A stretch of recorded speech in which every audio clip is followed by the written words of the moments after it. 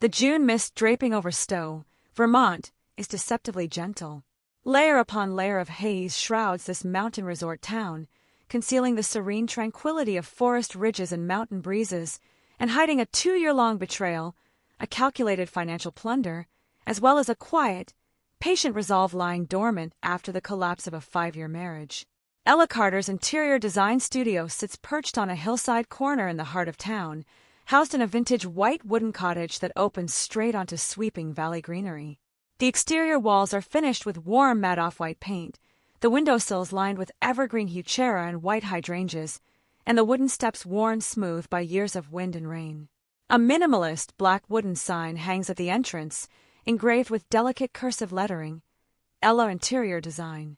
Free of ostentation, it mirrors Ella herself, understated, refined, and unapologetically poised. This marks the 3rd day since her divorce from Jason Carter. The morning rain has finally lifted. The mountain air is crisp and translucent, infused with the fresh scent of grass, pine needles, and damp earth, drifting through the narrow gaps in the studio's floor-to-ceiling windows.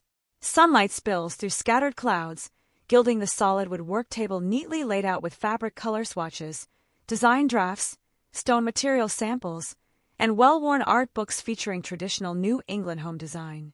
Ella wears a simple cream knit blouse paired with khaki trousers, her long hair loosely gathered low at the nape of her neck, revealing clean, defined features. At 34, she has spent 8 years building her career as an interior designer in Stowe. Starting out as a freelance designer fresh out of school, she gradually established her own independent studio. Specializing in blending French softness with American minimalism while honoring the architectural character of New England mountain cottages, she has redesigned countless local town ghost houses, vacation chalets, and private residences, earning herself a sterling reputation across Stowe. Her 5-year marriage has come to an end. There were no explosive fights, no hysterical confrontations, only a quiet, unceremonious conclusion. Yet it was this very peacefulness that emboldened her ex-husband Jason to spread malicious lies and twist the truth without restraint. Ella gently smooths a creased design blueprint on her table, a custom layout for a mountain vacation cottage featuring log tones and cream soft furnishings, perfectly suited to the relaxed vibe of the Stowe Mountains.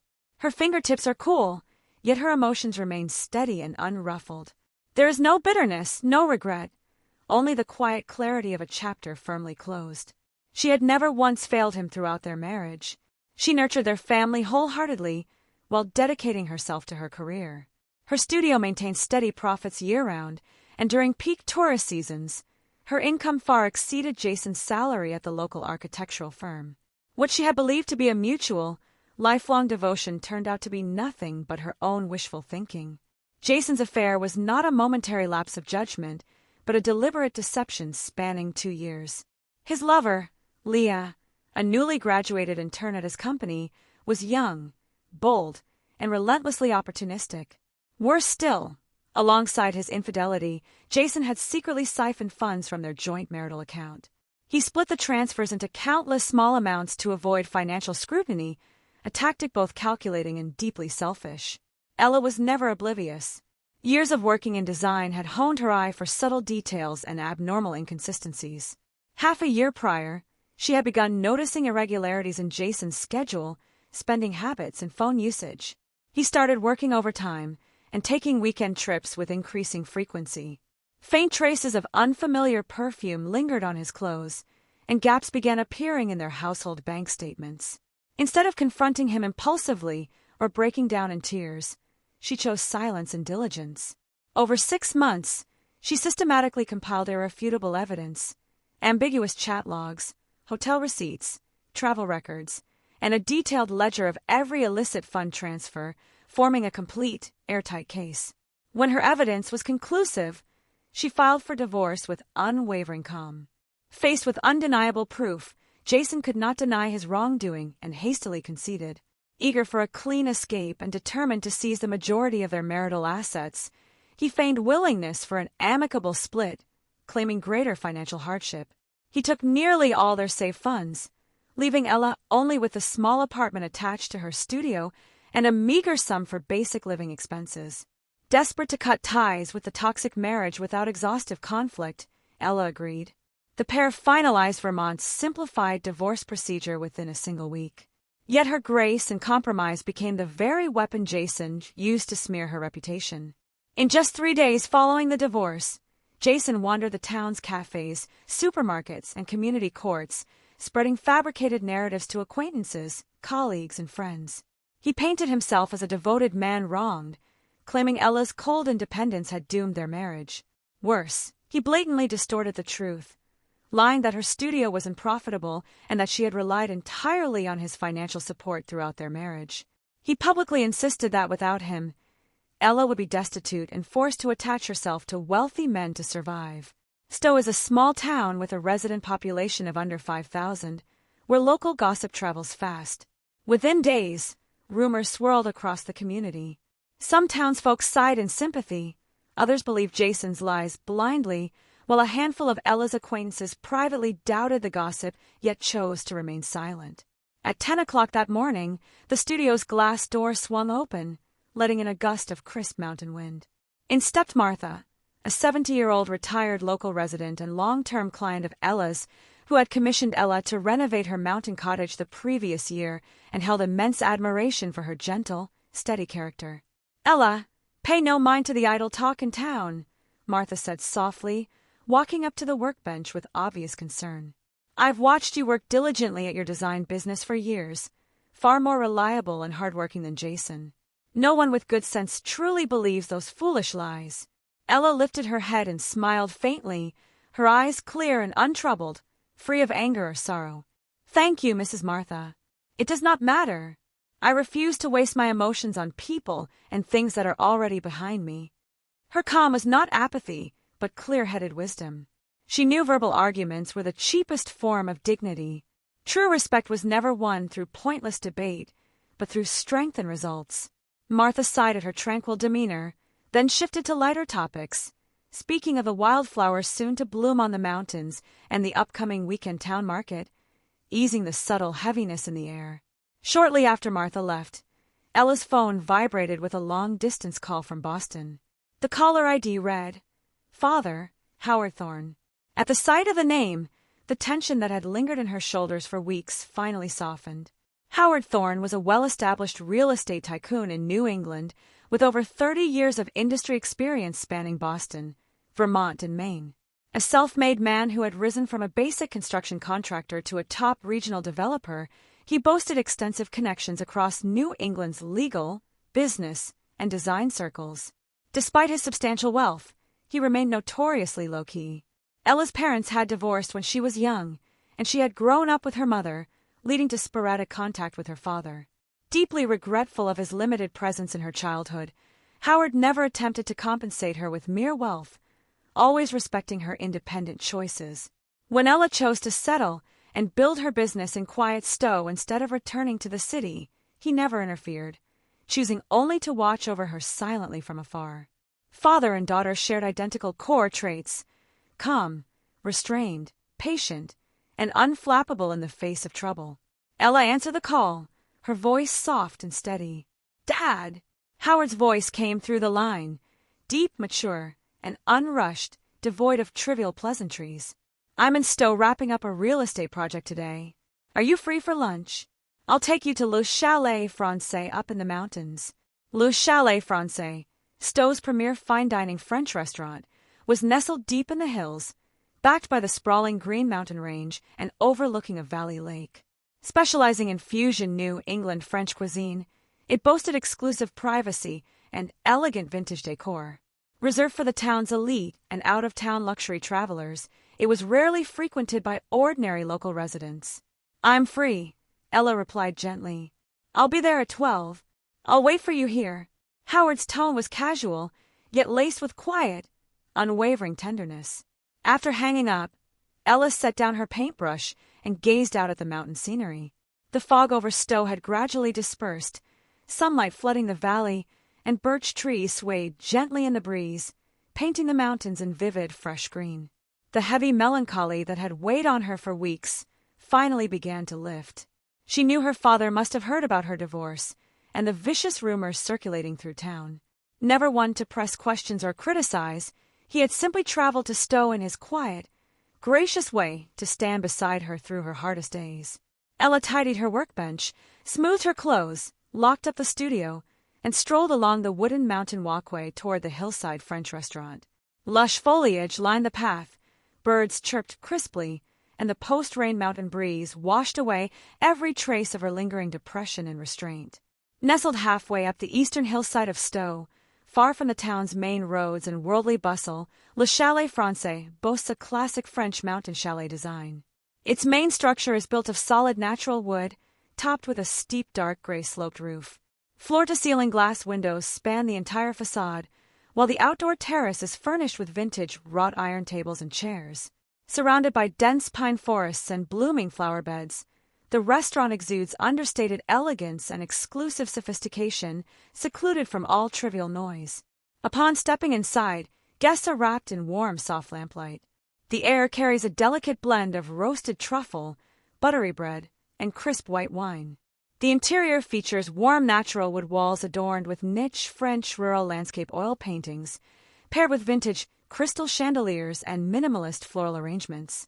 Free of extravagant embellishments, every detail embodies restrained high-end taste, perfectly echoing the laid-back vibe of the Stowe Mountains. The restaurant's patrons are mostly long-term local residents, wealthy vacationers, and industry elites. Everyone speaks in low tones with refined manners, maintaining a quiet, orderly atmosphere free of noise and commotion, a true display of dignity and poise befitting a premium venue. Howard had arrived early and was seated at the best window-side table with panoramic views. From here, one could gaze out over the rolling green mountain ranges and look down upon the scattered wooden cottages and crystal-clear lakes dotting the town below. Dressed in a well-tailored dark gray casual blazer, he sat upright and poised, exuding calm restrained charisma. In his 50s, he possessed deep-set features and sharp contours, carrying the quiet authoritative aura forged by decades in business, powerful yet mild, never ostentatious. He came alone, without assistance or entourage. So understated was his demeanor that he seemed nothing like a wealthy real estate tycoon, merely an ordinary mountain sojourner. This had always been his way, pragmatic, low-key, and never one to flaunt his success. Spotting Ella approaching, a soft warmth flickered in Howard's eyes. He lifted a hand slightly in greeting. "You're here." Ella took her seat and murmured gratefully, "Thank you for coming all this way." No need for formalities between father and daughter. Howard picked up the menu and handed it to her evenly. "Anything you'd like, or your usual. Anything is fine." Ella smiled faintly, her heart peaceful and untroubled. This had always been their dynamic, quiet, relaxed, and effortlessly reassuring, no forced conversation required. Howard did not press her for divorce details, condemn Jason's wrongdoing, or offer empty consolation. He simply sat with his daughter in quiet companionship. He knew all too well Ella's resilient, independent nature. She had always processed hardships on her own, and superfluous words would only be intrusive. Silent support was the greatest comfort he could offer.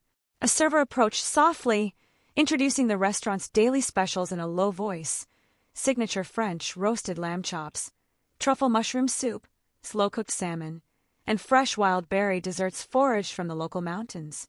The two placed their order briefly, and the server retreated quietly, restoring the tranquil atmosphere.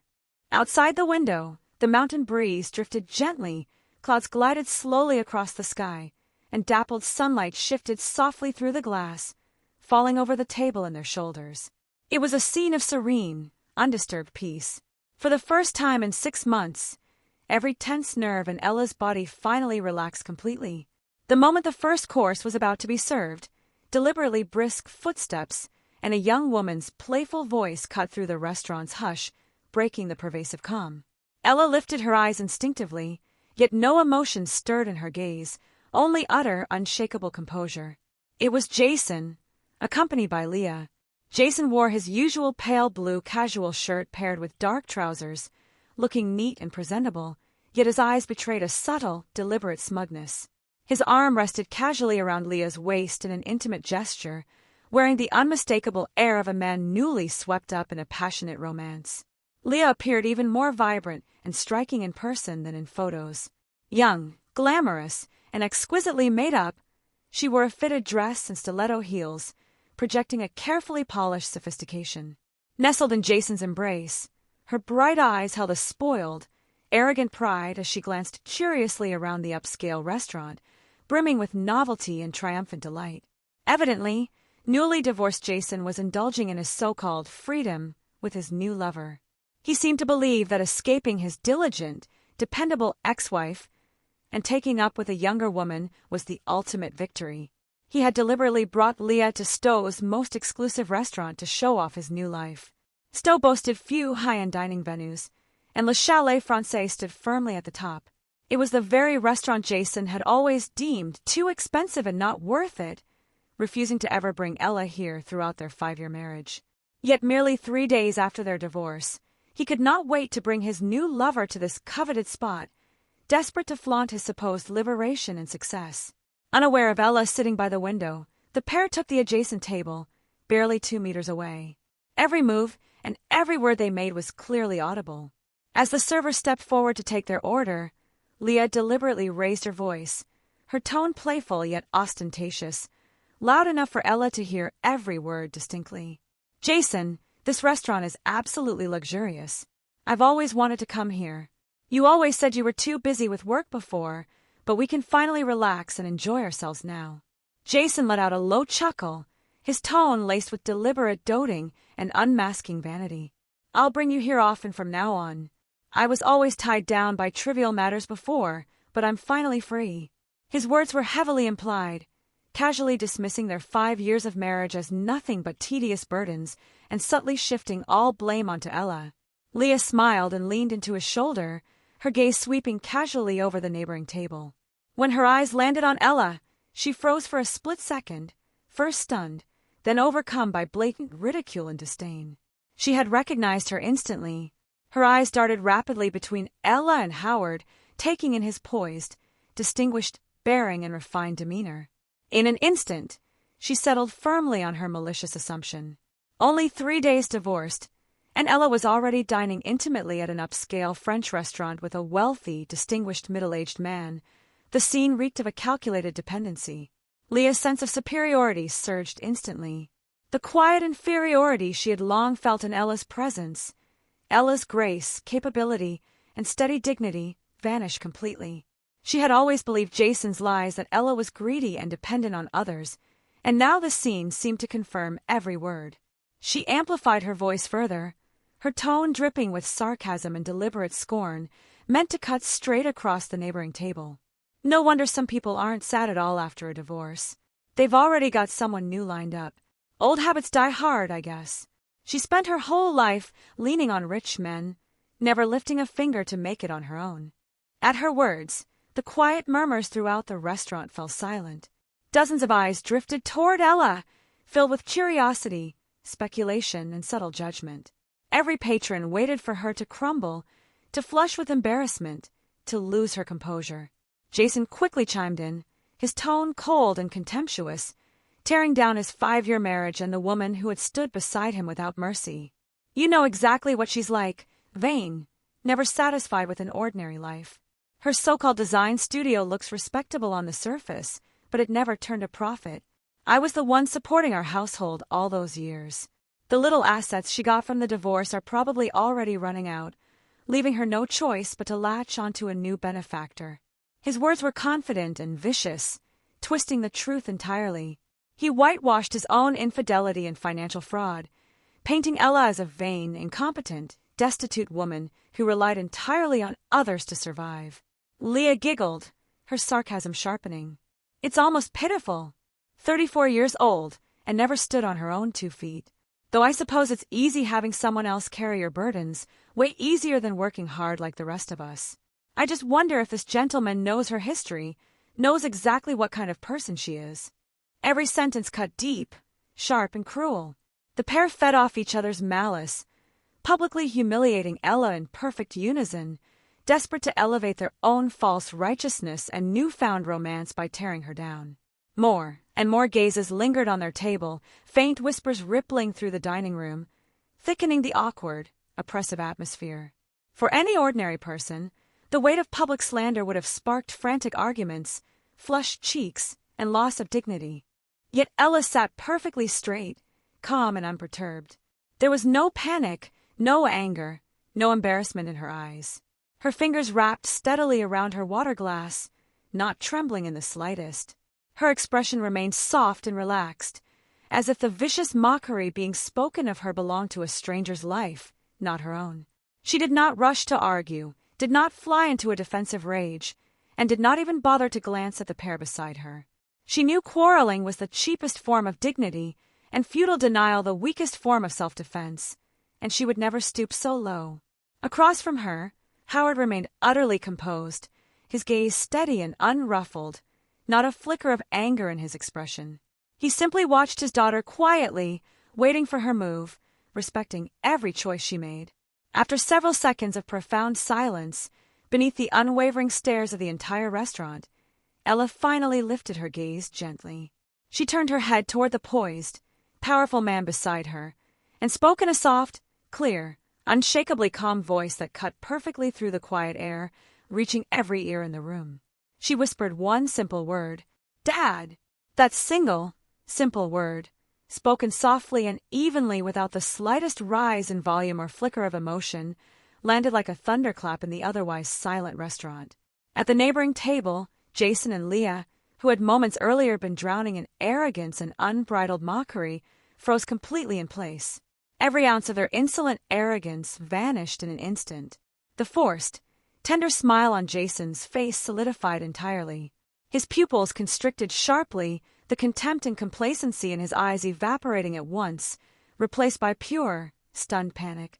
He jerked his head up, staring fixedly at Howard across the table, his mind going utterly blank and ringing with deafening silence. Dad, the distinguished, wealthy man they had just slandered and mocked as Ella's new sugar daddy, a random older man she'd latched onto, was her biological father? Leah's mocking smile also froze stiff on her face, her mouth tugging awkwardly without moving. Her eyes flitted about in frantic confusion, her entire air of superiority crumbling to dust in an instant. Only seconds ago, she had relentlessly ridiculed Ella for clinging to wealthy men to get by. Now it turned out the so-called benefactor was Ella's own flesh and blood. The sheer absurdity of the situation crashed over them both. The more triumphant and cocky they had been a moment before, the more embarrassed and wretched they looked now. Overwhelmed by bitter irony, they sat frozen, utterly mortified and at a complete loss. The entire restaurant fell dead silent. Every faint murmur ceased at once, leaving a hush so profound one could hear a pin drop. Every diner's gaze swiveled toward the disgraced pair, filled with unspoken ridicule, disdain, and full understanding of the truth unfolding before them. Many of the elder patrons, long-term Stowe residents and seasoned figures within New England business circles, recognized Howard Thorne instantly. They knew well that Howard was a towering real estate figure based in Boston, controlling vast mountain properties, commercial estates, and resort hotels across New England. With influential connections spanning politics, business, and legal circles, he was a genuinely top-tier, quietly powerful elite. He rarely attended local social gatherings in Stowe, much less casual town restaurants. His rare visit today was solely to look after his daughter. In an instant, every guest understood the full truth. All the slander and speculation had been nothing but Jason and Leah's arrogant, groundless fabrication. Ella had never relied on a single outsider. She had built her business from scratch, run her design studio diligently, and lived a steady, self-possessed life all on her own. In stark contrast, Jason had cheated throughout his marriage, secretly drained their joint assets, and even after divorce refused to repent, choosing instead to distort the truth and defame his ex-wife with vulgar, despicable malice. Wave after wave of crushing humiliation washed over Jason. His cheeks flushed bright red before draining abruptly pale, all color vanishing from his face. Rigid in his seat, he had nowhere to rest his hands or feet, desperate to flee the room where he had lost every shred of his dignity. In 5 years of marriage, he had never once met Ella's father, nor taken the initiative to learn anything of her family background. Ella never flaunted her origins, never leveraged her father's connections for gain, and had built her life and career in Stowe purely through her own ability, living as modestly and ordinarily as any local girl. Jason had foolishly assumed she was helpless, ordinary, and docilely easy to bully. Believing she had no powerful backing in town, he had dared to cheat openly, siphon funds brazenly, and slander her without restraint. Only now did he realize he had never truly known the woman beside him. Ella's gentleness and humility had never been weakness, but the inherent grace and clarity of a woman of integrity. She had held unparalleled leverage all along, yet never abused her power, choosing always to live honorably and independently. Meanwhile, his own pettiness, selfishness, vanity, and depravity stood fully exposed. He had played the fool, staging a ridiculous public farce of lies and defamation, reducing himself to the laughingstock of the entire room. Leah fared even worse. Young, vain, and obsessed with social face and public perception, she had preened in her supposed victory moments earlier, convinced she had outwitted Ella and claimed the winning side. Now reality had slapped her down brutally. She clutched her water glass, so tightly her fingertips blanched white. Pale-faced and evasive-eyed, she dared not meet anyone's gaze. All her arrogance evaporated completely, leaving only overwhelming embarrassment and panic. The eyes of every guest pricked at them like countless fine needles, leaving them fidgety, miserable, and utterly tormented in their seats. Amid the heavy silence, Howard finally spoke. His voice was deep, steady, and deliberate, lacking any tone of anger or rebuke, yet carrying an unshakable authority that resounded clearly across every corner of the restaurant. My daughter Ella founded her own business before marriage and has maintained a stable, independent career and income. She has always been financially and personally self-reliant. Throughout her marriage, she dedicated herself wholeheartedly to her family, never depending on anyone for survival. His tone remained calm, every word precise, truthful, and unassailable, publicly stripping away every layer of lies and pretense. In contrast, Mr. Jason has maintained an improper extramarital relationship with a third party for more than 2 years during his marriage. He also maliciously divided and transferred marital joint savings, using small, repeated transactions and covert consumption to deplete household funds and deliberately infringe upon my daughter's legal property rights. As he spoke, Howard casually lifted his phone and opened pre-organized archived files. The screen displayed irrefutable, comprehensive evidence. Screenshots of ambiguous chat records, hotel check-in receipts, cross-town travel logs, hundreds of fragmented fund transfer records, and anonymous consumption bills spanning 2 years. Every piece of evidence was clear, fully chronological, and logically complete, leaving no room for denial or dispute. At the time of divorce, my daughter chose to walk away with dignity, relinquishing the majority of her rightful property and retaining only a small portion of basic assets to swiftly end this toxic marriage. Yet her compromise earned her no gratitude or decency, only malicious slander, public humiliation, and blatant distortion of the truth.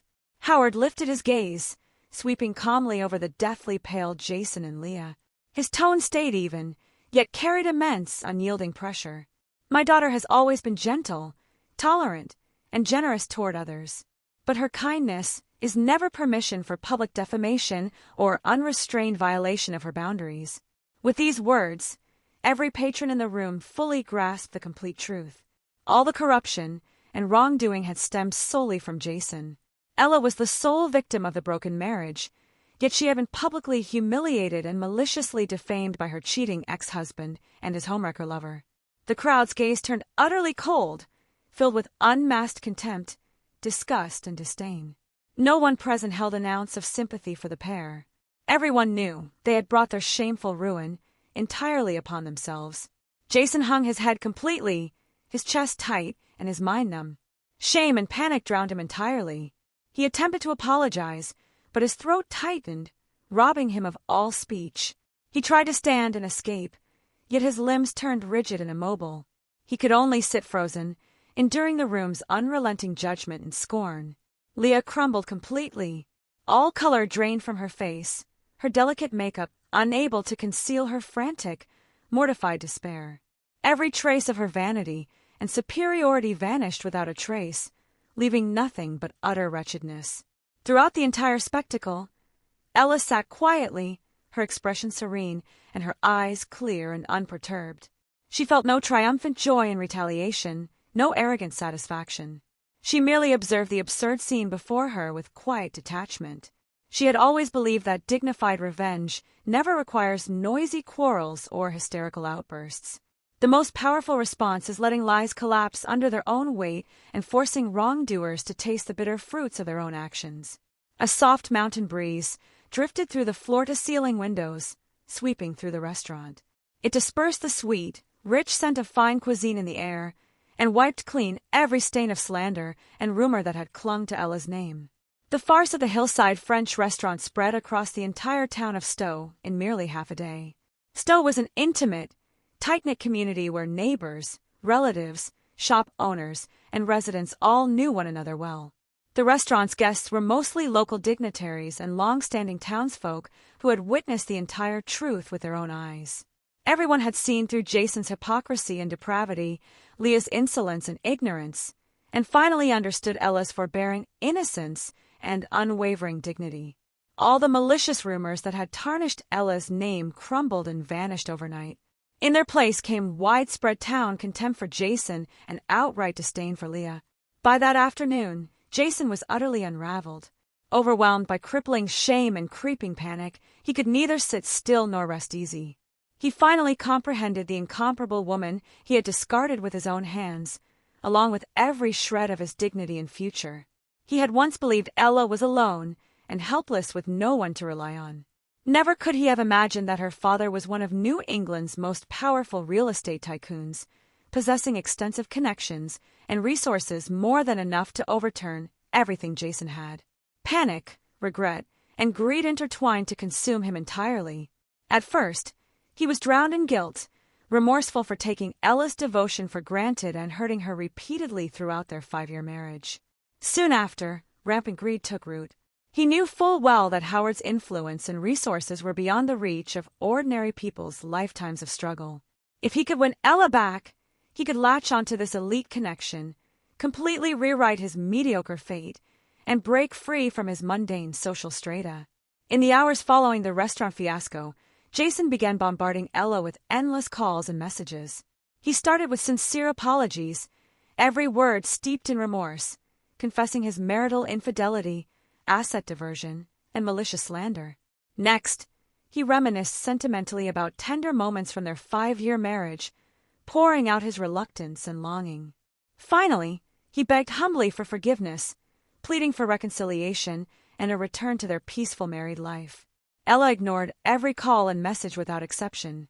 She muted and pinned all his notifications, remaining fully focused on her work with unshakable calm.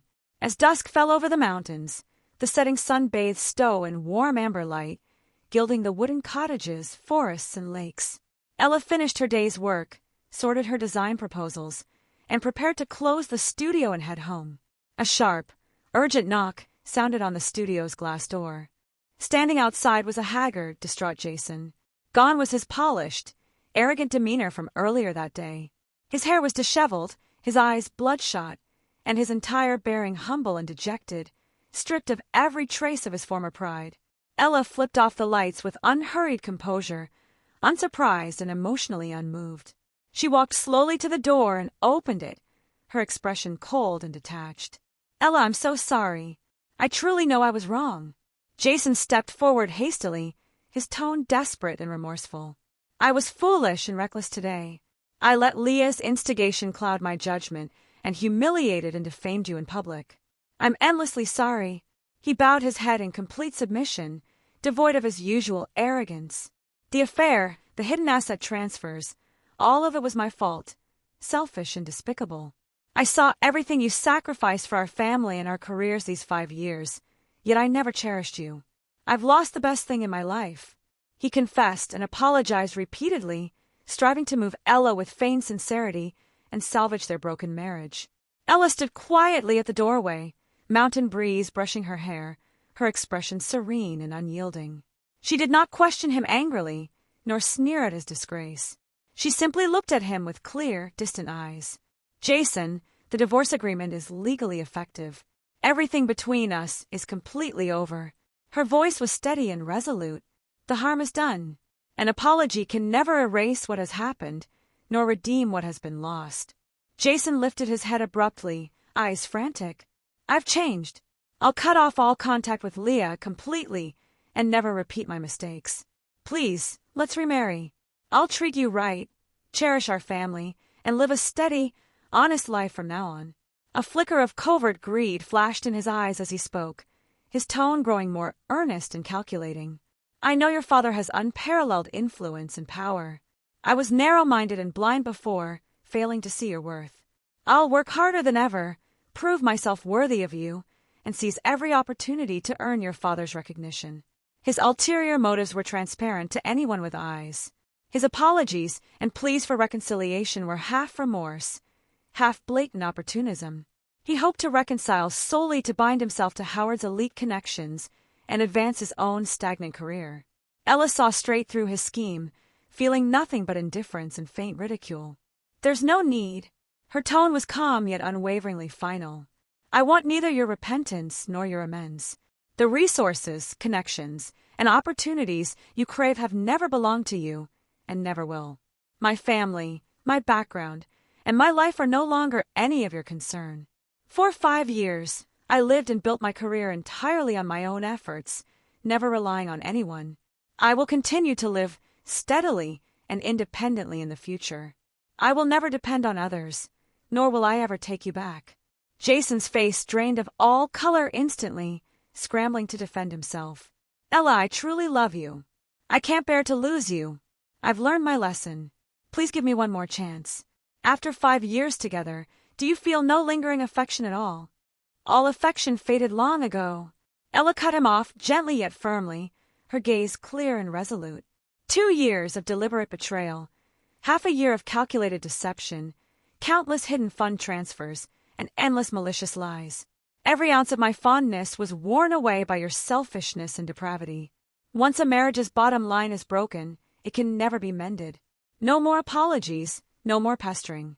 Letting go and leaving each other in peace is the only proper ending. With that, Ella spared him no further glance. She closed the studio door slowly, shutting out Jason's desperate entanglement and sealing away her rotten, ruined past for good. Jason froze outside the closed glass door, every shred of confidence crumbling away. He knew with absolute certainty that he had lost every last chance. Over the next 2 days, Jason refused to give up. He lingered outside her studio, flooded her inbox with pleas, and begged mutual acquaintances to intercede on his behalf. He resorted to self-pity and victimhood to gain the town's sympathy, exhausting every possible means of reconciliation. Yet Ella remained unwaveringly cold and firm, rejecting all his apologies and pleas for reconciliation, severing every remaining tie between them completely. Meanwhile, Howard's professional legal team arrived in Stowe from Boston to formally take over the follow-up proceedings of Ella's divorce case. Led by a senior New England civil attorney specializing in marital property disputes and civil tort cases, the team boasted extensive experience and rigorous case-handling standards.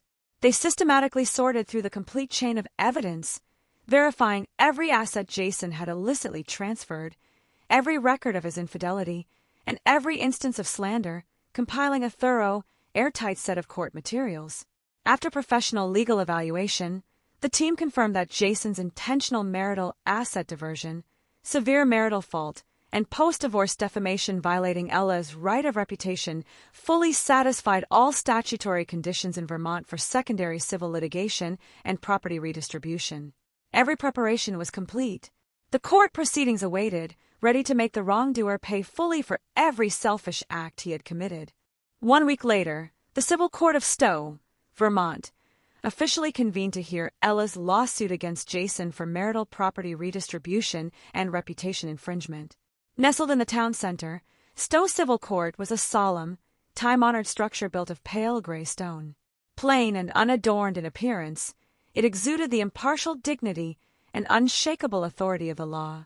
The courtroom interior was neat, orderly, and tonally restrained, with clearly divided seating for the judge, plaintiff, defendant, and observers, every corner radiating solemn discipline. The court opened its doors to public observation on the morning of the hearing. Numerous local residents, shop owners, and townsfolk came voluntarily to witness the proceedings. Fully aware of the entire sequence of events, they had long since formed their own judgments, eager to witness long overdue justice and watch the wrongdoer face the consequences of his twisted lies and cruel deeds. The spectator gallery was completely filled half an hour before the trial began. The crowd spoke in low, orderly murmurs, strictly observing court etiquette. Their conversation centered entirely on Jason's despicable conduct and quiet admiration for Ella's calm restraint throughout her ordeal. "It's such a tragedy. Ella is hard-working, steady and kind, truly one of the finest people in town, yet she ended up with such a selfish man. Infidelity and secret asset theft were terrible enough, but to slander and smear her reputation after divorce shows complete moral bankruptcy. Thankfully, her father stepped in with a professional legal team. This time, justice must be served. Good people should never be wronged." Every quiet whisper carried sincere sympathy and support for Ella, alongside unreserved contempt and disdain for Jason. The trial commenced promptly on schedule. The robed judge took his seat with grave composure and struck the gavel, officially opening the court proceedings. At the plaintiff's table, Ella sat poised and upright in a simple, refined, neutral-toned formal blazer. Calm, collected, and unflappable, she showed no trace of nervousness or restless anticipation, listening quietly and attentively throughout every stage of the trial.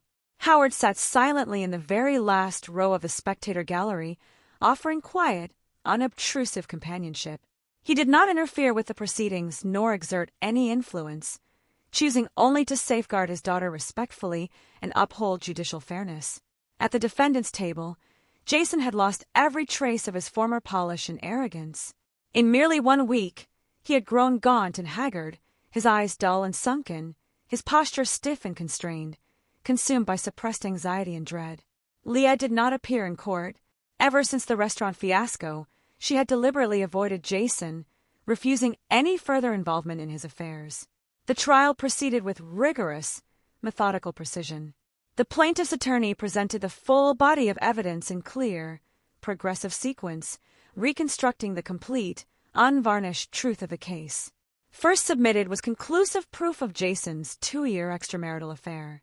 Complete chat records, hotel billing histories, crosstown travel documentation, and eyewitness testimonies formed an unbroken, detailed timeline, irrefutably establishing Jason's long-term improper intimate relationship with Leah and confirming his severe marital fault. Next came the evidence of illegal asset diversion. The attorney enumerated hundreds of small, discrete transfers and covert consumption logs, precisely marking the date, amount, and destination of every illicit transaction. The total sum of marital joint funds Jason had secretly siphoned throughout their marriage was fully verified, proving his deliberate, unlawful concealment and misappropriation of shared marital property. Finally, the legal team submitted witness statements and audio recordings documenting Jason's public defamation and malicious rumors targeting Ella following the divorce, conclusively proving his intentional fabrication of false facts, reputational damage, and civil infringement. Every piece of evidence was authentic, airtight, and utterly indisputable. Each exhibit struck directly at the core of his offenses, leaving no loopholes for denial or defense. Faced with overwhelming proof, Jason sat rigid and deathly pale, abandoning all right of rebuttal. He hung his head low, his voice hoarse and defeated as he admitted to every wrongdoing, infidelity, illegal asset transfer, and deliberate post-divorce slander. The courtroom remained grave and disciplined throughout. There were no chaotic confrontations or dramatic outbursts, only standardized legal procedure, rigorous evidence presentation, cross-examination, and legal argument. Every conclusion was grounded in solid evidence and judicial rules. After half an hour of jury deliberation, the judge delivered the final verdict in a steady, authoritative tone that echoed clearly across the courtroom. The judge ruled, defendant Jason committed severe marital fault through long-term extramarital conduct, willfully concealed and diverted substantial marital joint assets during marriage, and intentionally fabricated defamatory statements post-divorce, causing widespread adverse social impact and seriously infringing upon the plaintiff's legitimate legal rights and reputation. In accordance with Vermont's marital and family law and civil tort regulations, the final judgment was issued as follows. First, defendant Jason shall fully return every cent of the marital joint savings he secretly transferred during the marriage, to be paid in full within 15 days. Second, given the defendant's severe marital fault and deliberate infringement of the plaintiff's legal interests, he shall bear liability for mental damage compensation. 50% of the jointly owned marital property deed for the Stowe residence registered under the defendant's name shall be legally transferred to plaintiff Ella. Third, defendant Jason shall publish a formal public apology on local community social platforms and official bulletin boards, eliminating the adverse reputational impact and fully restoring the plaintiff's public image. The verdict was impartial, decisive, and thorough, fully reinstating the truth and safeguarding Ella's legitimate legal rights. Upon hearing the judgment, Jason swayed slightly in his seat, collapsing into total desolation and despair. Every consequence of his own reckless actions and calculated malice had boomeranged fully upon him. Forced to return all misappropriated funds and surrender half of his residential property, his personal assets were drastically depleted. The respectable town employee image he had clung to crumbled completely, leaving him financially strained and personally ruined. The observing townsfolk received the verdict with quiet certainty, feeling no sympathy nor pity. Everyone understood he had brought his ruin entirely upon himself. Those who casually slander others and trample moral boundaries will ultimately lose everything to their own lies and wrongdoing. Ella remained seated calmly, her expression serene and unshaken. There was no elation, no triumphant satisfaction in her eyes, only the quiet clarity and relief of a chapter finally closed. What she had always sought was never petty revenge or public humiliation. She had only longed for overdue justice, complete exoneration, the full restoration of what rightfully belonged to her, and a clean severance from her ruined past, so she could finally return to a steady, free, unburdened life. The trial concluded, and the verdict was finalized. All the rumors and unrest that had lingered over the small town of Stowe finally settled into complete calm. Sunlight streamed through the courtroom glass, dispersing the long shadow that had hung over Ella and restoring to her the long overdue innocence and dignity she deserved. Though the public turmoil had quieted down, Jason's true punishment was only just beginning.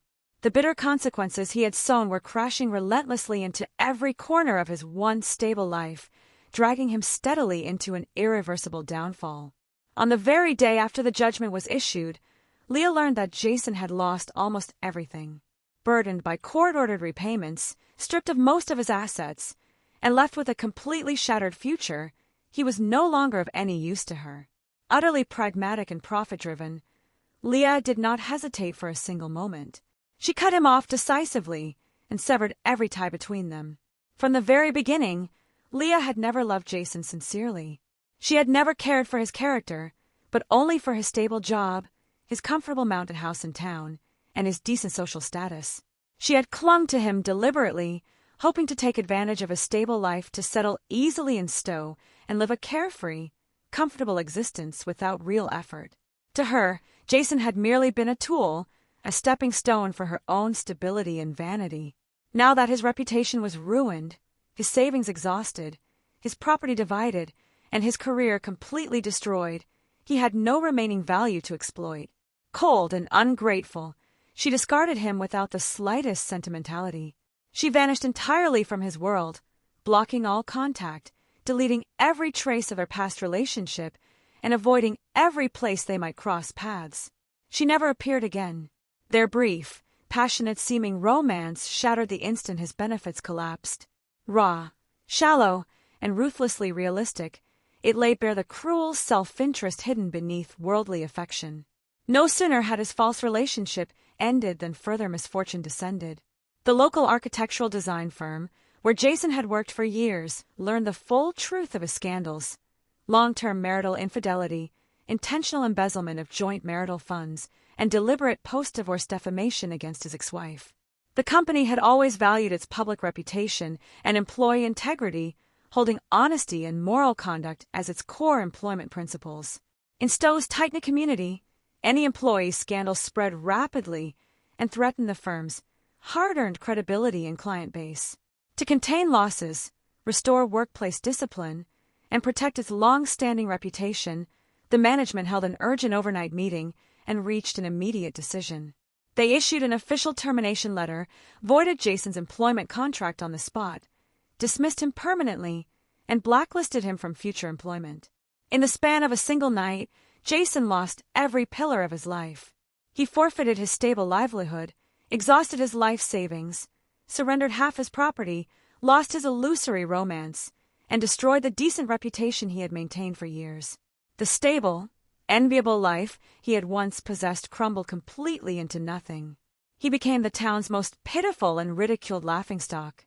Every resident knew his despicable deeds and saw through his hypocritical, selfish, and cruel nature. From then on, every time he walked the streets, shopped at supermarkets, visited cafes, or passed the community courts, he was met with stares, whispers, undisguised contempt, and deliberate avoidance.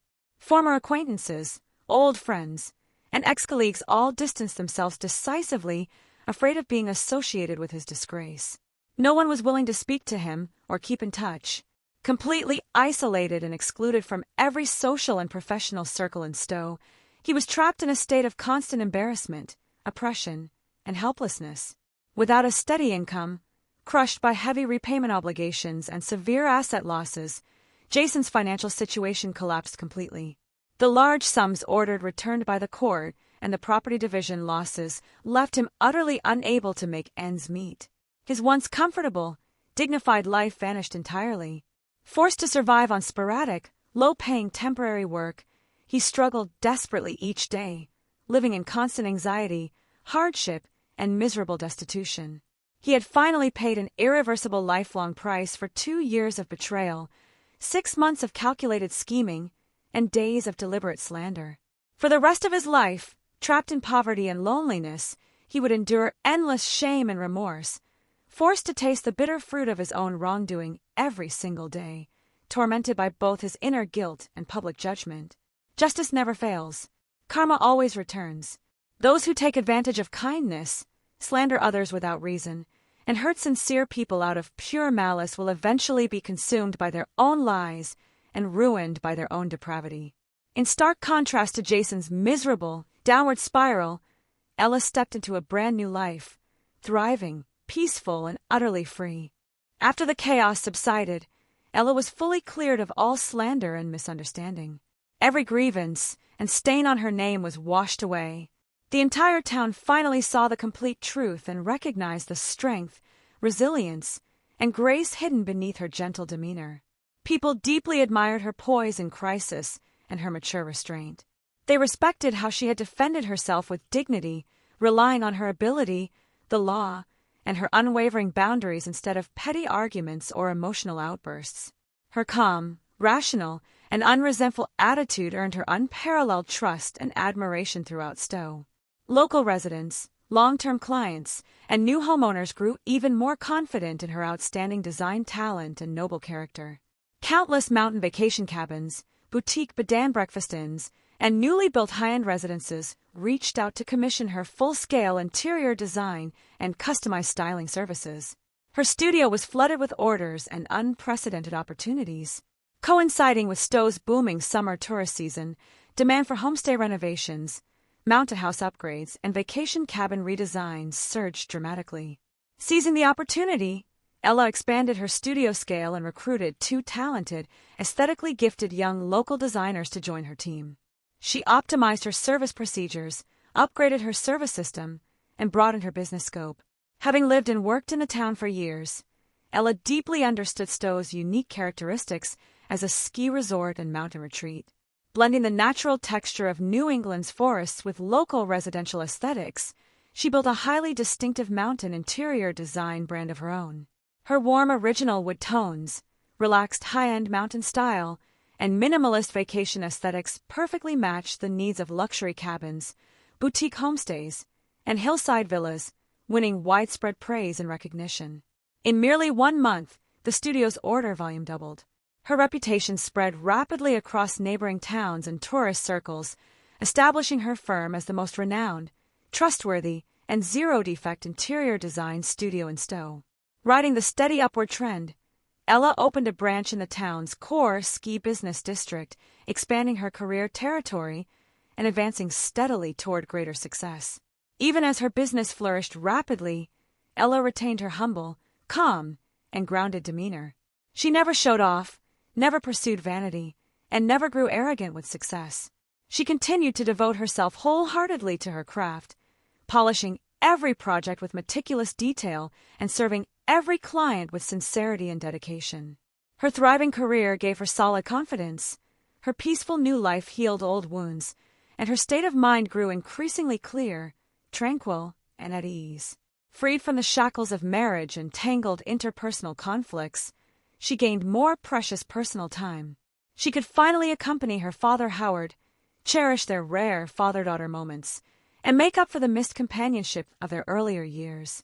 On quiet weekend mornings, the two would stroll leisurely through the town's open-air market. Stalls brimmed with fresh local produce, handcrafted ornaments, and wild mountain flowers, filled with warm, down-to-earth vitality. Father and daughter wandered at a relaxed pace, selecting fresh ingredients and unique handmade items, chatting casually about trivial daily matters. Free from worldly complexity and utilitarian noise, their time together was gentle, warm, and deeply comforting. On clear, sunny afternoons, they hiked along peaceful mountain trails, wandering through layered birch forests and dense pine woods. Soft, pure mountain breezes brushed past them, sweeping away all impetuosity and distracting thoughts. Before their eyes stretched rolling green mountain ranges and serene, crystal mountain lakes. Broad in vision and light in heart, they escaped completely from urban bustle and past entanglements, bathing in pure peace and freedom. Howard watched his daughter's relaxed, radiant features, his eyes filled with tender relief and pride. A broken marriage, an absurd public scandal, and a past full of grievances had never broken her nor turned her bitter. Instead, life's hardships had refined her, making her clearer, stronger, more independent, and more poised. She had outgrown youthful ignorance, matured into gentleness with inner strength, and bloomed into the most beautiful version of herself. Live freely from now on. Follow your heart, grow as you wish, and never compromise for anyone, never wrong yourself, Howard murmured softly, his tone overflowing with unconditional tenderness, tolerance, and support. Ella nodded gently. Her eyes were soft yet bright, filled with unreserved freedom and upright clarity. I know. I'll live well. The timeless mountain breeze of Stowe continued to blow gently across forests and lakes, sweeping away every shadow, grievance, humiliation, and entanglement of her past. The wind calmed the mountains and seas, bringing peace to every season. Old pains faded, and every remnant of the past was cleared away. At 34, Ella had completely bid farewell to her draining marriage, to hypocritical and selfish people, and to her broken, calculating past. Freed from trivial household burdens and complicated emotional struggles, she focused wholeheartedly on her career, stayed true to herself, loved life sincerely, and grew freely in her own peaceful mountain world. After experiencing countless trials, she finally understood the truth. A woman's most reliable, enduring, and unshakable strength never comes from marriage, a partner, or family background. It comes from financial independence earned through her own efforts, a sharp and clear mind, unyielding resilience, and uncompromising moral boundaries. No longer dependent, no longer settling, no longer clinging. Unburdened by emotion, unconfused in heart, unafraid of the future. She faced every situation with calm resolution and handled everything with dignity. Always true to herself, pure at heart, self-aware, and growing toward the light, gentle, steady, and powerful. The mountain sunset glowed softly, the evening wind felt pure and healing, and the road ahead stretched wide and boundless. All things welcomed new life. Weathered by storms and stripped of vanity, Ella had finally broken free from all restraints and become exactly who she had always wanted to be: steady, free, magnanimous, resolute, and infinitely radiant.